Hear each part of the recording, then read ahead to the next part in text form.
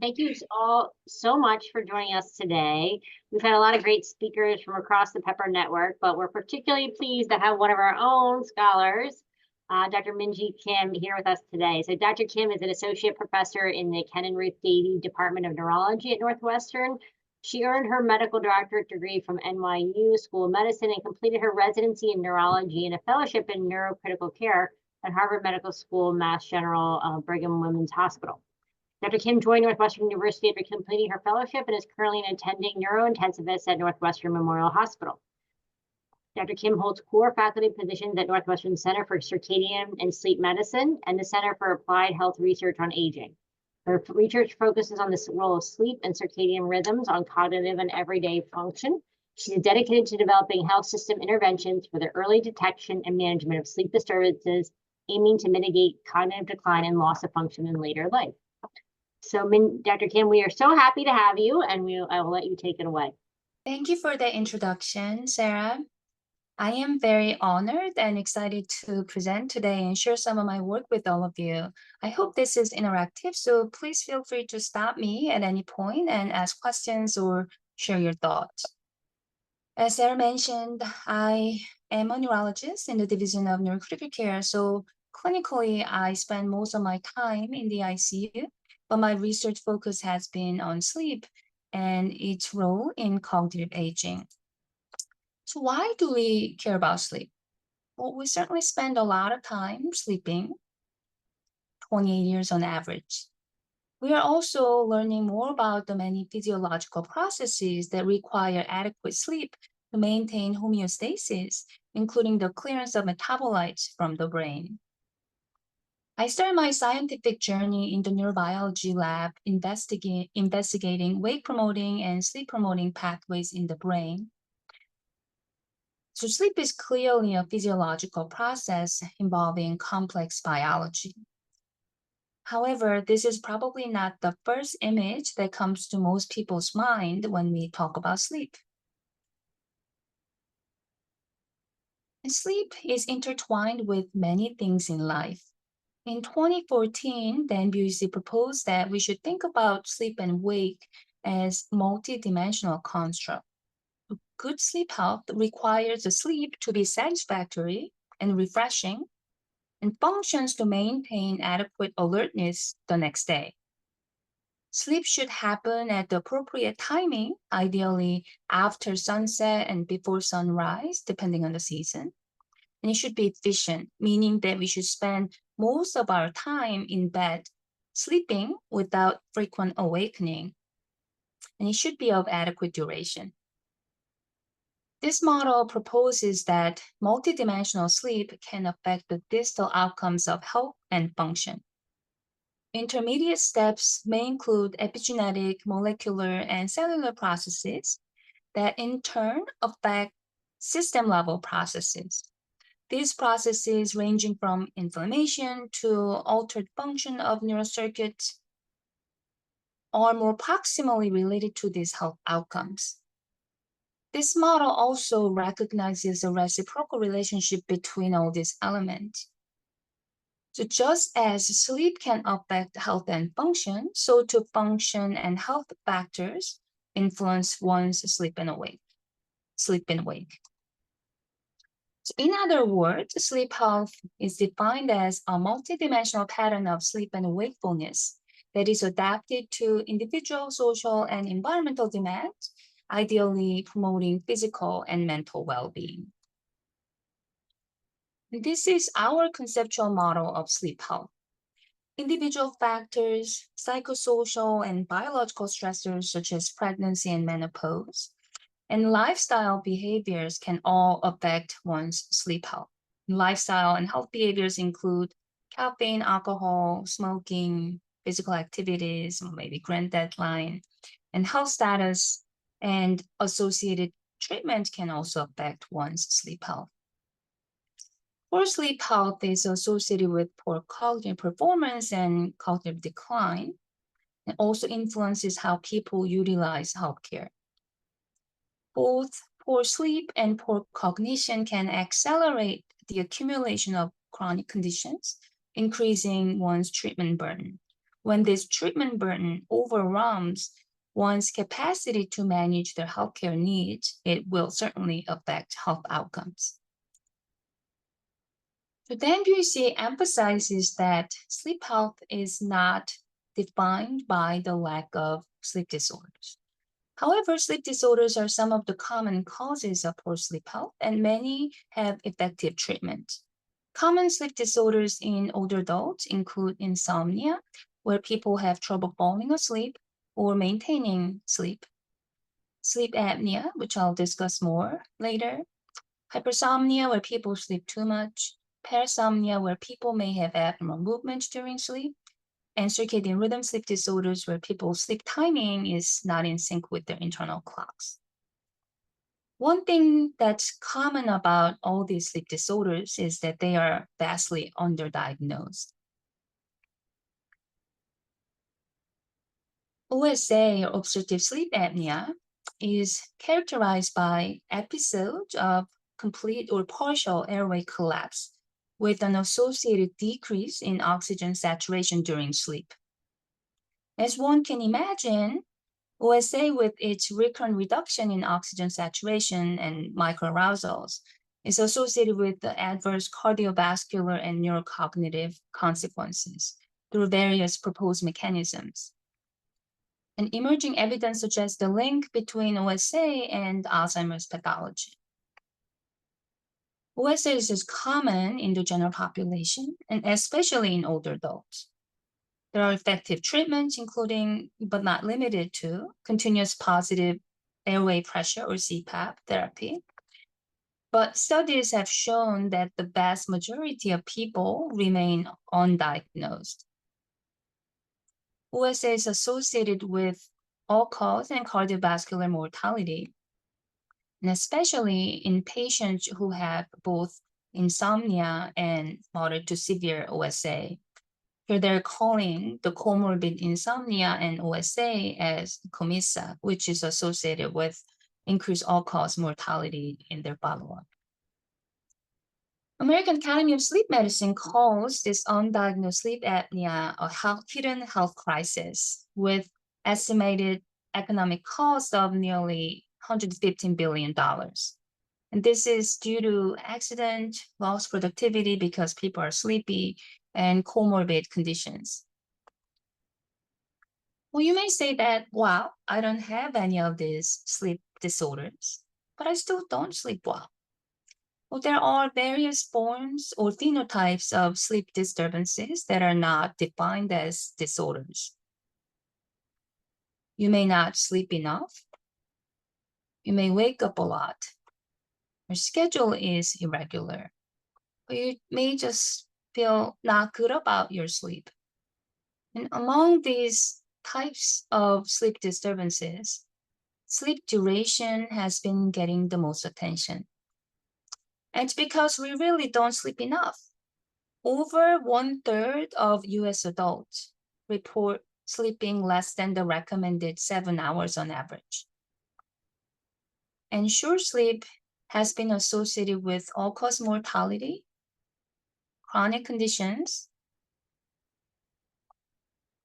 cognitive decline, and incident dementia. So, what can we do about it? Despite the increasing evidence linking all forms of poor sleep health to adverse health outcomes, there is a relative lack of intervention studies, especially of large scale. Some small-scale clinical trials have shown that behavior modifications, such as sleep hygiene education, can effectively extend sleep duration in chronic short sleepers and lead to weight loss. But these studies are hard to scale. One of the main barriers to sleep intervention studies is that sleep disorders and sleep disturbances are largely invisible, especially in clinical settings. Finding eligible people for intervention studies require a lot of resources, not to mention the work needed to deliver the intervention and to track the adherence.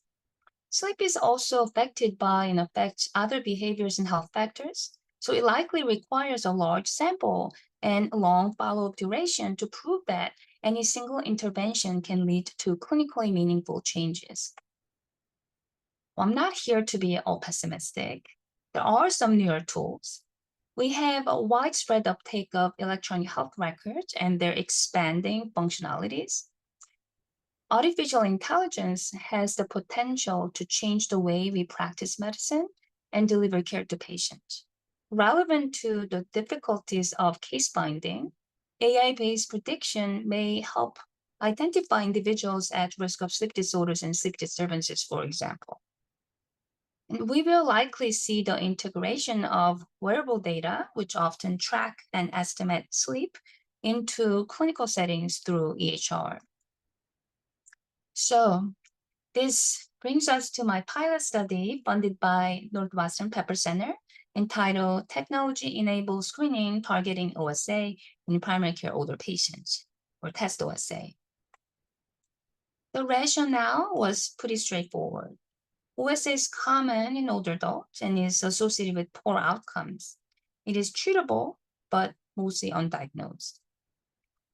So can we promote the detection and treatment of OSA using existing EHR functionalities? Is it feasible without adding extra burden on clinicians? Is it actually helpful? Can it harm the patients by putting them through the extra, potentially unnecessary diagnostic tests, which may then reveal incidental findings that were better unknown? This project had two parts.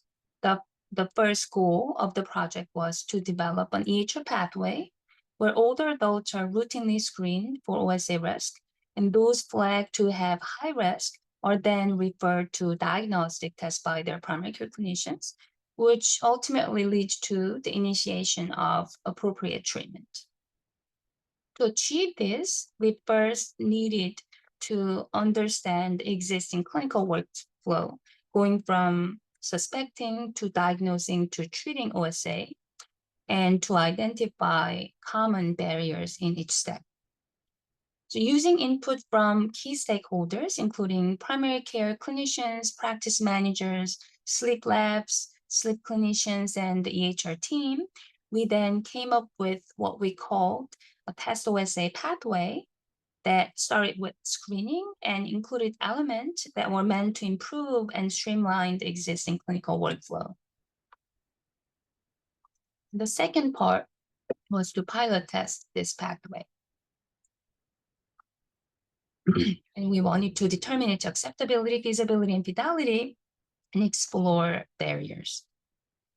I have to say, this was an unfamiliar space for me, as my clinical practice only involves ICU patients, and that's arguably as far removed from primary care setting as possible, and I'm not a sleep-trained clinician. I also have never worked with EHR functionalities or stakeholder interviews for research. So I am very grateful for the Northwestern Pepper Center for giving me this opportunity, which has been a really fun and exciting journey with a steep learning curve. We targeted clinicians who routinely care for older adults. And based on the input from AIM-1, we decided to target Medicare-insured patients who were scheduled for annual wellness visits with pilot participating clinicians. So for those of you who are not familiar with the Medicare annual wellness visit, well, that was certainly me before this pilot study, Medicare introduced annual wellness visit back in 2011 to expand coverage of preventive health services to older adults. And there has been a major push to increase this annual wellness visit, as this has been shown to reduce healthcare costs and improve patient-provider communications. We had a few exclusion criteria. We didn't want patients who were diagnosed and were treated for OSA within 12 months. We didn't want patients who had sleep study or were seen by sleep specialists within 12 months. So the intervention was pretty simple. Northwestern Medicine uses Epic for their EHR with the patient portal called MyChart. Everyone who has an active MyChart account receives a message by email or text, usually 3 to 7 days before the scheduled appointment, to pre-check in. Once you click this pre-check-in link, then you're asked to update your medications, allergies, insurance, and also to complete some questionnaires in some cases. For Medicare annual wellness visits, patients may be asked to complete screening for fall risk, depression, and cognitive impairment. So we added this OSA screener based on the validated STOP questionnaire to the pre-check-in messages of eligible patients. So patients are asked 4 questions. Do you snore? Do you feel tired? Do you stop breathing during your sleep? Do you have high blood pressure? And if they answer yes to 2 or more of these questions, then they are flagged to be high risk for OSA. Once the patient completes the screener, then the result and the recommended next steps auto-populate in the clinician's EHR screen. In this case, the patient screened high risk for OSA, therefore a diagnostic home sleep study is recommended with appropriate ICD code or diagnosis code linked in the order set. So many primary care clinicians didn't know about this, but Medicare requires a list of items to be documented in the clinician's note for the patient to qualify for the diagnostic sleep study and subsequent treatment. To minimize the risk of patients not being reimbursed for necessary tests, but also to keep clinicians' documentation burden to a minimum, we created a note template in which most of the required elements are auto-populated from the existing values in EHR. And this includes BMI or body mass index and symptoms of OSA from the screener responses. We had a total of 10 clinicians participating in the pilot from 6 different practices.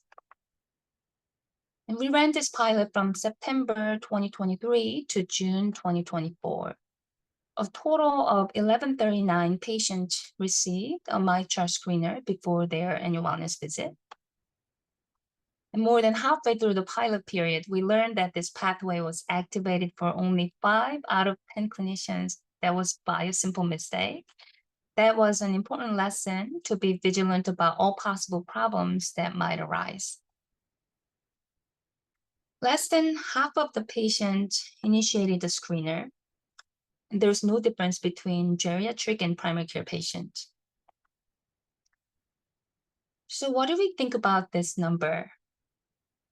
Well, this was perhaps what I worried about the most in the planning phase, as we simply didn't know what to expect in terms of the portal usage in this patient population. Well, studies have reported an increasing uptake of patient portals over the past 5 to 10 years across different clinical settings, and that ranges from 30 to 60%. Yet the uptake is significantly lower in historically marginalized populations, older age groups, and those with limited health literacy. So the next step after this pilot should include other ways to engage patients who do not use the patient portal. One of the participating clinicians exclusively sees Spanish-speaking patients, so we prepared a Spanish version of the screener. However, we learned that the portal messages were only available in English, making it nearly impossible to access the screener. Well, this has since changed, and now the MyChart messages are available in Spanish at Northwestern.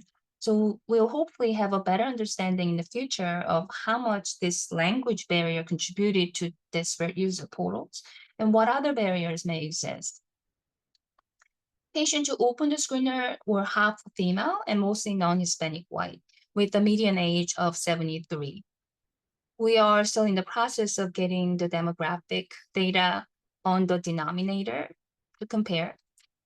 But these numbers likely reflect both the regional patient population and the selection bias related to who uses the portal. Most people who opened the screener completed it, which accounted for 47% of eligible patients. 30% of those who completed the screener were flagged to be high risk for OSA. but less than half of those flagged to be high risk had a sleep study ordered during the visit. So when I saw this number, I manually reviewed the around 30 patient charts to find a clue about why. And in almost all of those charts, I found no mention of OSA screening or sleep study. So my initial assumption was that clinicians may not have seen the result, or they didn't have time to discuss the result, or it was simply not a priority. So when I interviewed the participating clinicians and asked about the barriers, I was surprised. 7 out of 8 clinicians always or almost always found time to discuss the screen result with patients. They reported that sometimes they had extensive discussions trying to convince the patient that a sleep study is important. But a lot of patients just didn't want to do it, like over my dead body. So when I asked them if they would document such a conversation, clinicians said they probably should, but they don't. And this is not a criticism, it's just the reality. There's no time, it doesn't change management. So based on this input, we modified the EHR pathway so that clinicians can select a checkbox, which will then populate a sentence in the note. We discussed the OSA risk, but patient is not interested in a sleep study at this point. So hopefully this modification will help us better understand the prevalence of this particular barrier in the next stages. So why are we patients declining sleep studies? I am going to share some patient comments later, but misinformation and biases about sleep studies were very common. And less than half of those sleep study orders were completed. So this comes down to 27 study completed out of 160 who were high risk, or 17% of those screened high risk. These people were presumably recommended to have a sleep study by their clinicians. So something to think about in terms of common barriers that exist on these different steps. Most of the sleep studies were done at home, and the rest were in-lab studies due to comorbidities such as atrial fibrillation. Patients completed the sleep study a median of 44 days after the annual wellness visit. So this number may go up by a few when we refresh the data pool in a couple months, but probably still less than 50%. Again, the misunderstanding of the procedure was a common patient barrier, and many people didn't think that it was important or necessary. One of the clinicians had full intention of discussing the screening result and even ordered a sleep study before the patient visits. But they often forgot to address it during the visit because other important things came up. So none of these sleep studies were completed, and patients may not have known about it. Sleep studies revealed a new diagnosis in 82%, including OSA in 18 people. In addition, a few patients were found to have severe hypoxia during sleep with or without OSA, which was associated with the significant drop in heart rate to low 30s in one patient, prompting further evaluation with cardiology and pulmonologists. Other patients were found to have excessive leg movements during sleep, raising the possibility of restless leg syndrome and prompting blood work to find treatable conditions. We were interested in how patients perceive the process of navigating sleep studies and how burdensome it was, especially among those whose sleep studies didn't reveal an OSA diagnosis. We were actually surprised that patients reported overall positive experiences, that it was very easy, especially home studies, and they were relieved about the negative results, or mostly, not always, happy about finding a treatable condition. However, I acknowledge that this may be related to the selection bias of patients who agreed to interview with us. So sleep study prompt new management in 74% of those who had sleep study, or 4% of everybody who completed a screener. This included CPAP in 12, specialty referral in 20, and blood work in a few, as I mentioned earlier. Some of these specialty visits led to behavior modifications, especially in patients who had mild OSA that predominantly happened when they slept on their back.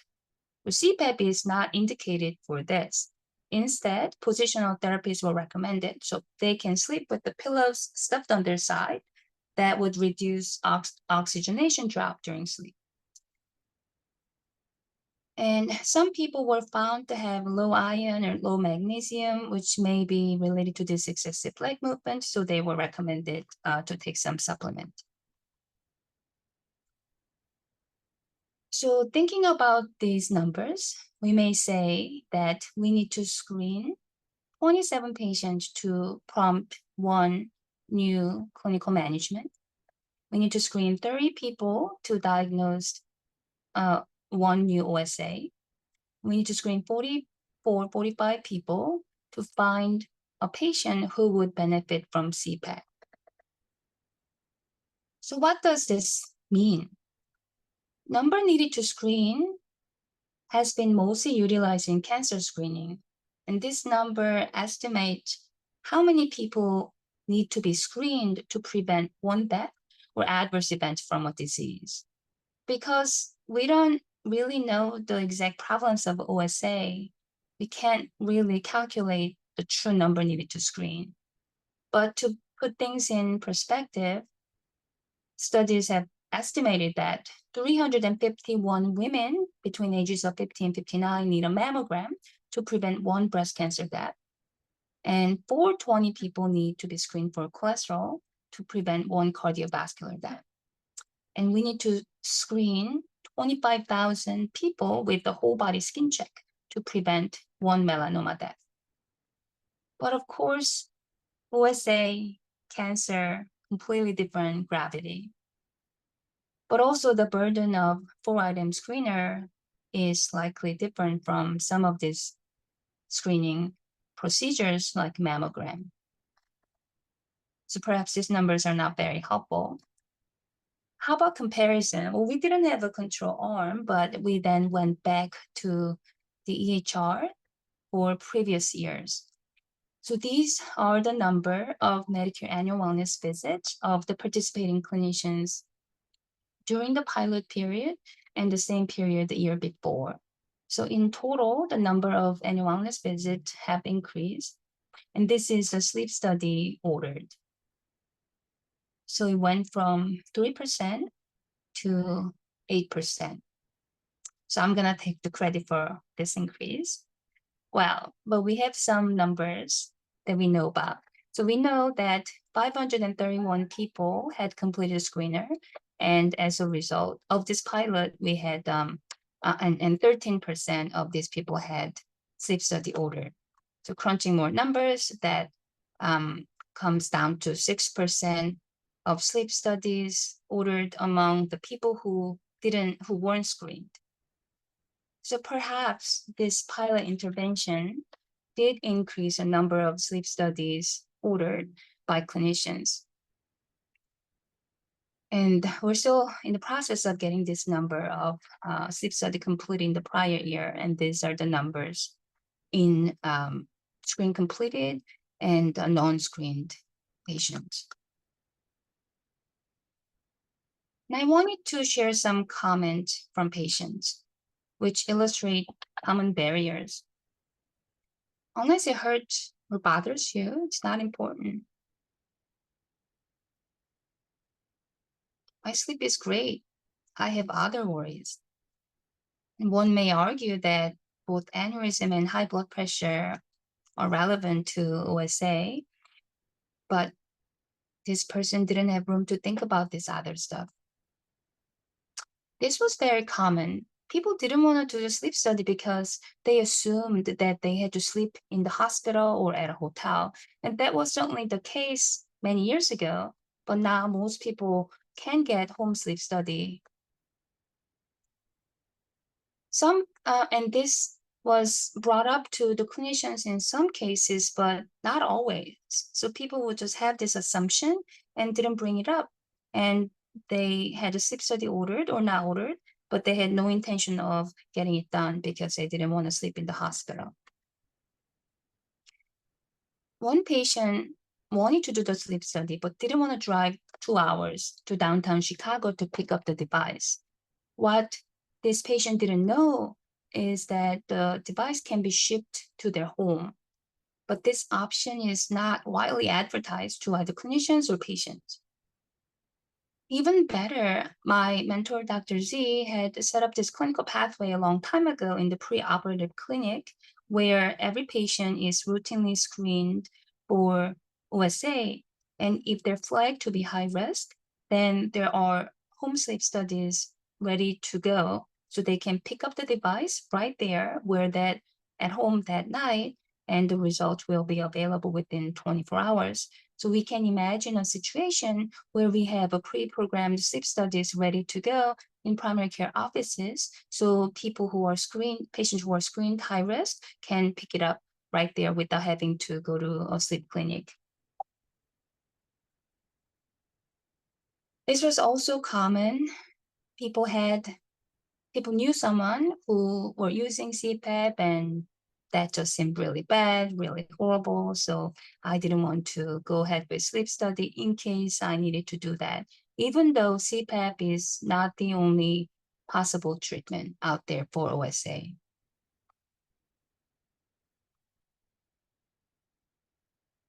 We focused a lot on clinicians' burden, but almost all clinicians said it was really not burdensome. They liked that it prompted them to talk about sleep apnea when they didn't think about it. This was interesting that people were surprised at some of the OSA diagnosis, especially when it were in patients who didn't have the prototypical body habitus, meaning that they weren't obese, they didn't have thick neck. There were a few comments about the logistical steps, especially after the sleep study revealed a diagnosis of OSA. So many opportunities for us to sort of work around and find solutions for these barriers.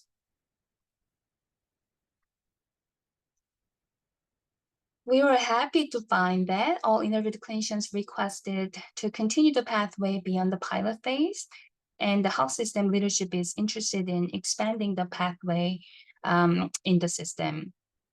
We think it's probably premature and we need some more data, including randomized trial.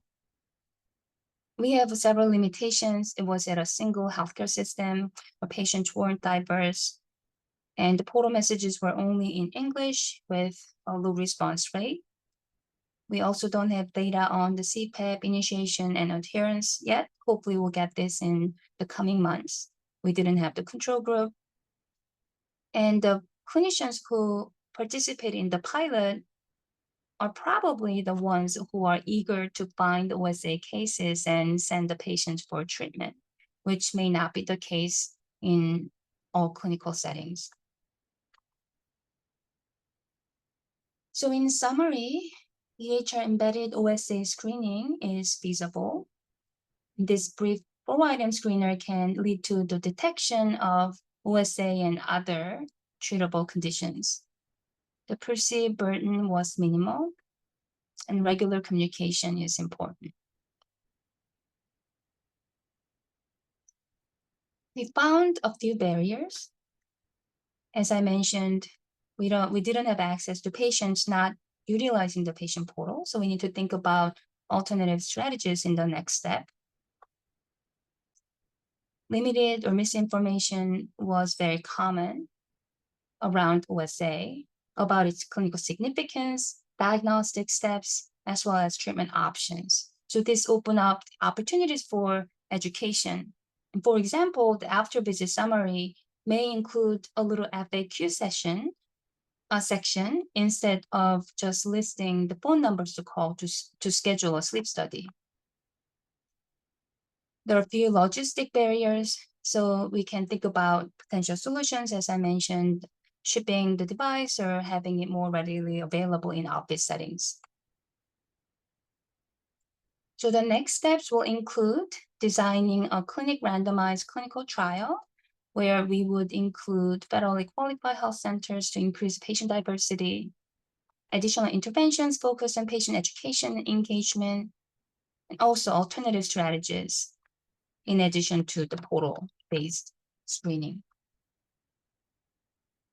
And I also wanted to share a little bit about my K23 proposal that I am crossing my fingers that we would get the notice of award sometime soon.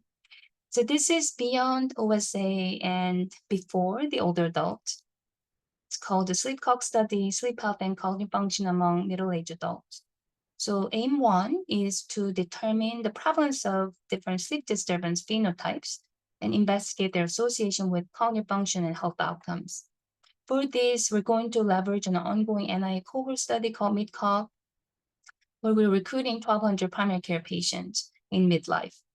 And half of these people come from academic medical centers, and the other half from federally qualified health centers.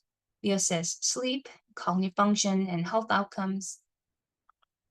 And I'm happy to share that as of a few days ago, we had 866 patients recruited. So this prelim data is somewhat outdated, but what I wanted to show is that the prevalence of sleep disturbances is high in this sample. In aim 2, I'm going to develop sleep disturbance risk prediction models based on the EHR data. All these MidCog participants have the linked EHR data that we have access to.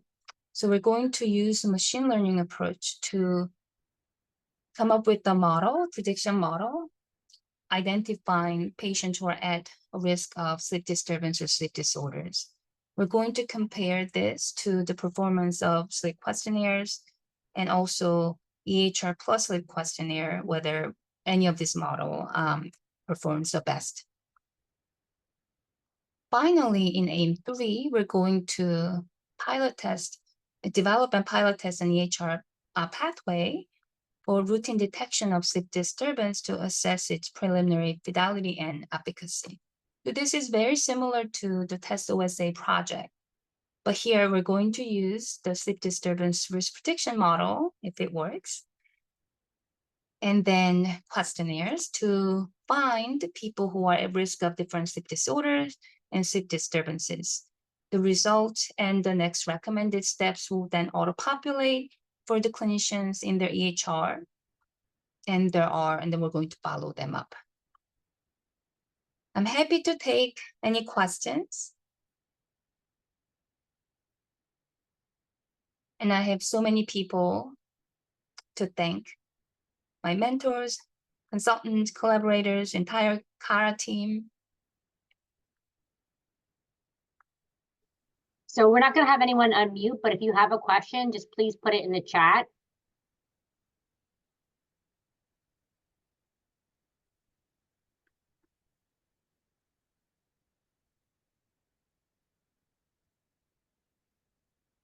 Amazing talk, Minjee. Thank you. Really did a great job. Thank I you. had a lot of patients personally who benefited from this project. You're a rock star participating clinician, and actually a lot of your patients use the patient portal, like 50%. So yeah, sometimes it's surprising who actually uses it, you know. yeah. Thank you, everybody. I do see we're not gonna. I do see 2 questions here. Mm. How is sleep being considered in the context of detecting cognitive impairment? That is a really good question. So sleep might be, or disturbed sleep might be a potentially reversible contributor of cognitive impairment. Actually, one of the patients here was referred to sleep study because he had a neuropsych testing and it showed cognitive impairment, and that actually showed OSA. So this is an important consideration when we think about screening for cognitive impairment. This might be in addition to medications, thinking about potential harmful medications, thinking about treatable sleep disturbances and disorders. Did I answer your question, Mike?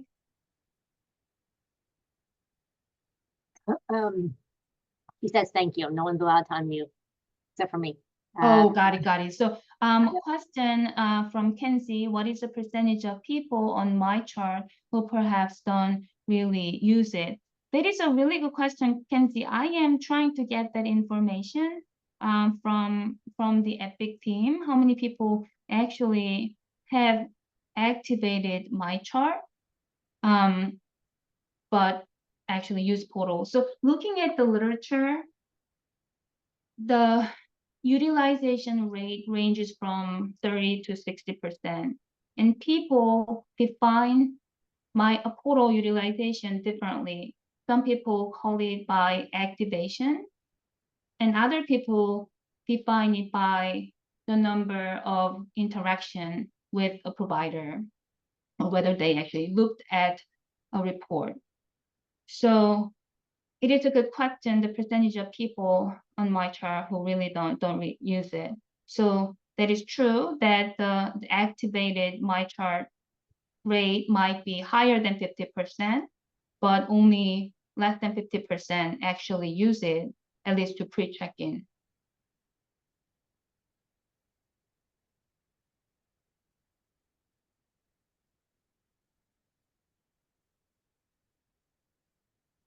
You see Tendy's pointing out that Yeah. yeah. Thank you. Yes, I was actually surprised. It was higher than what I expected, especially in older adults. So I am curious to see if this is and how this screen responded patients may be different from the denominator, and how these numbers pan out in other regions, for example.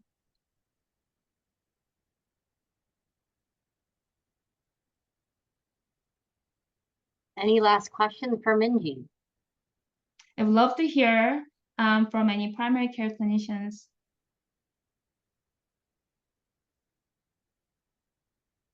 I already know, Sarah, your thoughts on it, but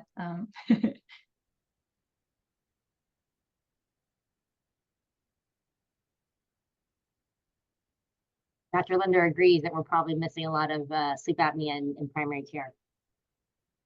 And obviously, like plenty of other distance, right? And obviously, the real question is whether the finding this is actually beneficial for patients, and we're not powered to answer that question. But I think that's ultimately what we need to know. Like, doing all this, is it actually going to help patients? Thank you. Thanks, Dr. Kim. Thank you, everyone, for joining us. Thank you, everybody. Thank you.